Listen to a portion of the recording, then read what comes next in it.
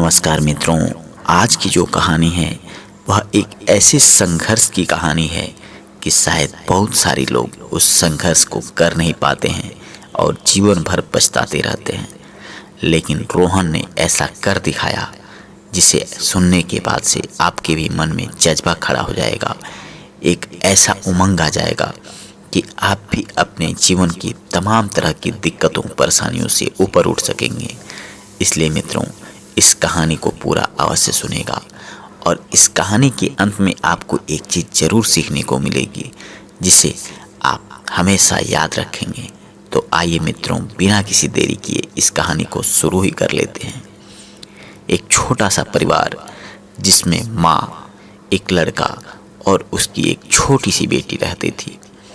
वह परिवार शुरू में तो बहुत ही खुशहाल रहा था, क्योंकि जब उसके पिता थे तो वह एक प्राइवेट जॉब करते थे। ठीक ठाक पैसे आ जाते थे घर में और उस नौकरी के बल पर उन्होंने अपना एक खुद का घर खरीद लिया।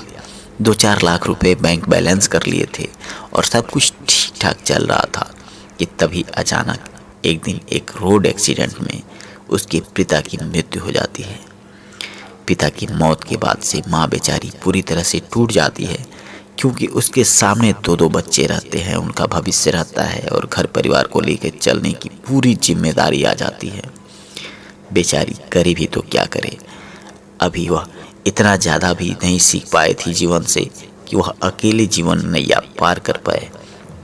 इसलिए बहुत सारे लोगों ने उसे राय दिया कि तुम दूसरी शादी कर लो, और दूसरी शादी कर लोगी तो तुम्हें कोई दिक्कत परेशानी नहीं होगी। लेकिन वह अपने बच्चों को छोड़कर उनका चेहरा भूल नहीं पा रही थी, इसलिए उसने दूसरी शादी करने से मना कर दिया। उसने कहा, अब जो कुछ है मेरी दुनिया, यही दोनों मेरे बच्चे हैं, एक छोटा सा लड़का और उससे एक छोटी लड़की। इन्हीं लोगों के सहारे वह अपना जीवन जीने के लिए ठान ली। शुरुआत में कुछ दिनों तक तो ठीक चला, क्योंकि जो कुछ पैसे थे उससे काम चल जाते थे, घर के खर्चे चल जाते थे। धीरे धीरे अब रोहन स्कूल जाने लगा था और उसकी छोटी बहना भी उसे देखकर धीरे धीरे वो भी स्कूल आना जाना सीख रही थी। लेकिन कहा जाता है ना, जो रखे हुए पैसे होते हैं उनका कोई भविष्य नहीं होता, वह कितनी तेज़ी से समाप्त हो जाते हैं इसका अंदाज़ा लगा पाना बहुत ही मुश्किल होता है। सेम यही कहानी उस माँ के साथ भी घट रही थी।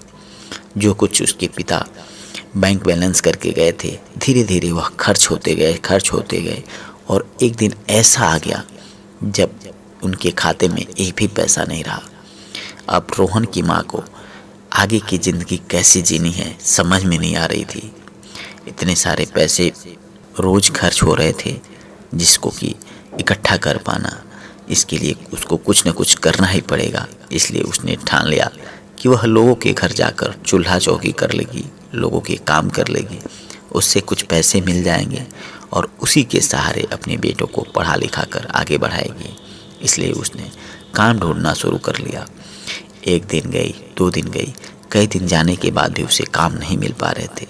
फाइनली उसने हार नहीं मानी और अंत में उसे एक घर में काम मिल गया, जहाँ उसे चूल्हा चौकी करने थे और महीने के 2000 रुपये उसे देने के लिए वह तैयार हो गया। वह खुशी खुशी उस काम को करना शुरू कर ली।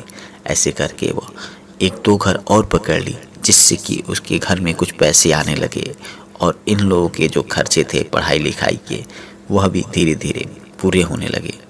लेकिन इतने कम पैसे में उसके पूरे महीने के खर्चा चला पाना मुश्किल हो रहा था। शुरुआत में तो सही चल जाता था, लेकिन जैसे जैसे महीने का अंत नज़दीक आता था पैसे वैसे वैसे समाप्त हो जाते थे। और महीने में कई बार तो ऐसा भी दिन आता था जब उन्हें भूखे सोने पड़ जाते थे, क्योंकि घर में अनाज के एक भी दाने नहीं बचते थे। और फिर इंतज़ार रहता था कि माँ को कब पैसे मिलते हैं और उससे राशन कब आ जाता है। यही घटना हर महीने से चलती जा रही थी। इधर रोहन अपने स्कूल में पढ़ने लिखने में बहुत ही अच्छा था, इसलिए सारे शिक्षकों का जो नज़र था रोहन पर था। रोहन पर सब लोग बहुत ध्यान देते थे, हर एक शिक्षक उससे पूछते थे और रोहन भी उनके हर एक सवालों का जवाब बहुत ही ठीक ठीक देता था। हमेशा वह क्लास में अव्वल आता था। इसलिए जो भी वहाँ के टीचर थे वह उससे बहुत ही ज़्यादा प्यार करते थे। एक दिन की बात है, क्लास में पांडे सर पढ़ा रहे थे और उन्होंने रोहन को बुलाया। कुछ उनसे पूछ रहा था, लेकिन रोहन आते हुए लड़खड़ाते हुए आ रहा था और अचानक स्कूल के ब्लैक बोर्ड तक पहुँचते पहुँचते लड़खड़ा कर गिर पड़ा। उसके पांडे सर बहुत ही चिंतित हो गए, आखिर इसे क्या हो गया है, ऐसे कैसे गिर गया। फिर वह जैसे तैसे उठा, उसे पानी पिलाया गया और उसे होश आया। तो पांडे सर ने पूछा, रोहन क्या हुआ? तब रोहन कहने लगा कि सर, पिछले 2 दिनों से हम लोगों को ठीक से खाना नहीं मिल पा रहा है और हम लोग एक समय खाना खाकर रह पा रहे हैं। वह पूछने लगे ऐसा क्यों है? तो वह कहने लगा कि ये तो हर महीने का है कि महीने का जब अंत आता है तो हम लोगों के घर परिवार में कुछ खाने पीने के लिए नहीं बचता है और हम लोग बिना खाए पिए ही रह पाते हैं। उसके टीचर को बहुत ही ज़्यादा दया आ गई। उन्होंने बाहर से कुछ मंगवाया और रोहन को तत्काल खिलाया और कहा, तुम एक काम करना, शाम के समय जब स्कूल की छुट्टी हो जाए तब मेरे पास ज़रूर आ जाना। सायंकाल के समय जब छुट्टी हो गई, रोहन पांडे सर के पास गया। पांडे सर ने उसे कहा कि चलो मेरी गाड़ी पर बैठ जाओ, और वह उसे लेकर राशन की दुकान पे गए और पूरे महीने भर का राशन खरीद कर रोहन को ले जाकर उसके घर छोड़ दिए और वहाँ महीने भर का राशन रख दिए। इधर रोहन की माँ घर पर नहीं थी। जब वह घर वापस आई और देखी इतने सारे राशन, तो अचंभित हो गई, आखिर ये सब राशन कहाँ से आ गया। वह रोहन को पूछने लगी, बेटा यह राशन कहाँ से आया, कहीं तुमने चोरी तो नहीं कर ली? रोहन कहने लगा, नहीं माँ, मेरे क्लास टीचर ने मुझसे पूछा था और मैंने सच सच बता दिया, इसलिए उन्होंने यह राशन मार्केट से खरीद कर लाया है और यहाँ रख दिया है। रोहन की माँ मन ही मन ऊपर वाले को धन्यवाद दे रही थी कि हे भगवान, आप किसी न किसी रूप में हम लोगों की मदद ज़रूर कर देते हैं। अब क्या था, आराम से रोहन और उसके छोटी बहन खा पी लेते थे और स्कूल जाते थे। धीरे धीरे यह सिलसिला आगे बढ़ता रहा और रोहन के जो टीचर थे पांडे सर, वह हर महीने उसके लिए अनाज का बंदोबस्त कर देते थे। अब इस तरह से रोहन का घर परिवार आराम से खा पी लेता था। धीरे धीरे रोहन ने अपनी पढ़ाई पूरी की और वह हायर स्टडी के लिए इंडिया के बाहर जाने के लिए एक स्कॉलरशिप दिया था और उसमें वह सेलेक्ट हो गया और वह परीक्षा पास करने के बाद से बाहर की पढ़ाई करने के लिए विदेश जाने का निश्चय किया। अब रोहन की माँ बड़ी चिंतित थी। बेटे को आज तक वह घर से दूर नहीं जाने दी थी और आज उसे पढ़ाई के लिए बाहर भेजना था। लेकिन मन ही मन उसके अंदर खुशी भी थी कि चलो बेटा मेरा कामयाब हो गया तो हमारे घर परिवार के लिए बहुत ही अच्छा होगा। इस तरह से रोहन का भी सपना साकार हो रहा था। जो कभी नहीं सोचा था कि उसे जहाज़ में बैठने का मौका मिलेगा, आज उसे जहाज़ में बैठने का मौका भी मिल रहा था और पढ़ने के लिए विदेश जाने का भी मौका मिल रहा था। वह पढ़ने के लिए विदेश निकल गया। वहाँ भी उसने पढ़ाई में अव्वल दर्जा प्राप्त की और उसे स्कॉलरशिप के पैसे रेगुलर मिलते रहे। वह उन पैसों का कुछ हिस्सा बचा लेता और उसे अपनी माँ के लिए भेज देता था। धीरे धीरे करके उसने वहाँ भी पढ़ाई पूरी की और वापस इंडिया आ गया। जब इंडिया वापस आना था तो वह अपने माँ के लिए, अपनी बहन के लिए और अपने पांडे सर के लिए अलग अलग तमाम तरह की चीज़ों का लिस्ट बना रखा था और सबकी खरीदारी कर रहा था। जब वह वापस घर आया तो उसकी माँ की आंखें खुशी से भर आई थी और घर परिवार में बहुत ही ज़्यादा खुशी का माहौल था, क्योंकि इंडिया में अब उसे एक नौकरी मिल गई थी और उसके घर की जो तमाम तरह की दिक्कतें परेशानियां थीं वह दूर हो गई थीं। रोहन असिस्टेंट प्रोफेसर के रूप में इंडिया में जॉब ज्वाइन किया था, लेकिन जॉब का जिस दिन पहला ही दिन था उसी दिन उसे अचानक अपने सर की याद आई और वह भागा भागा अपनी गाड़ी घुमाकर अपने सर के घर की तरफ चला गया जहां वह पढ़ाते थे। जब वह वहां गया और पता किया तो वहां पांडे सर नहीं थे। वह लोगों से पूछा तब पता चला कि पांडे सर पिछले 6 महीने से नहीं हैं। उनका स्वास्थ्य बहुत ही ज़्यादा खराब हो गया था, इसलिए उन्होंने स्कूल छोड़ दिया है। वह भागा भागा उनका पता नोट किया और उनके घर पहुंच गया।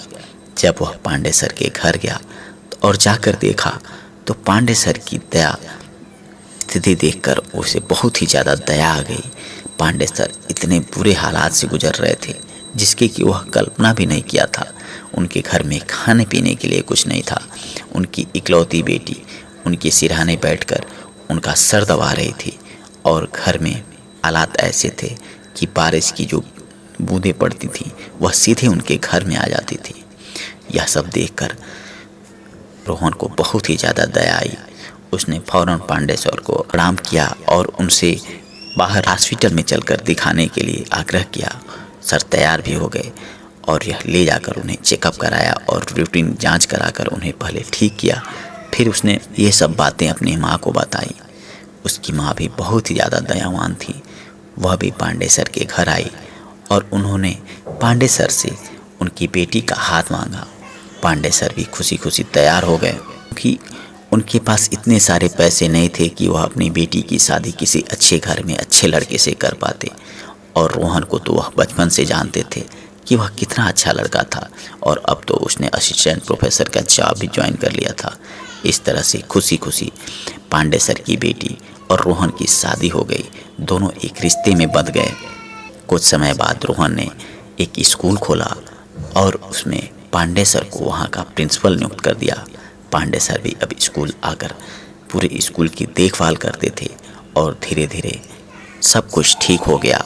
और कहा जाता है मित्रों, जो लोग बुरे वक्त में आपका काम देते हैं वही सच्चे आपके मित्र होते हैं, भगवान होते हैं, सखा होते हैं। मित्रों, सेम यही कहानी रोहन का पांडे सर के साथ हुआ था और पांडे सर का रोहन के साथ हुआ। इसलिए हमेशा कोशिश करिए, यदि किसी का बुरा वक्त चल रहा हो तो वहाँ उसकी मदद ज़रूर करिए, क्योंकि हो ना हो आपकी मदद से वह अपने बुरे वक्त को पार कर लेगा और कल को जब आपकी ज़रूरत लगेगी तो वह आपके साथ ज़रूर खड़ा होगा। मित्रों, आज की कहानी आपको कैसी लगी हमें कमेंट बॉक्स में ज़रूर बताइएगा और चैनल पे नए हैं तो चैनल को सब्सक्राइब कर लीजिएगा। अपने मित्रों यारों के साथ ज़रूर साझा कर दें।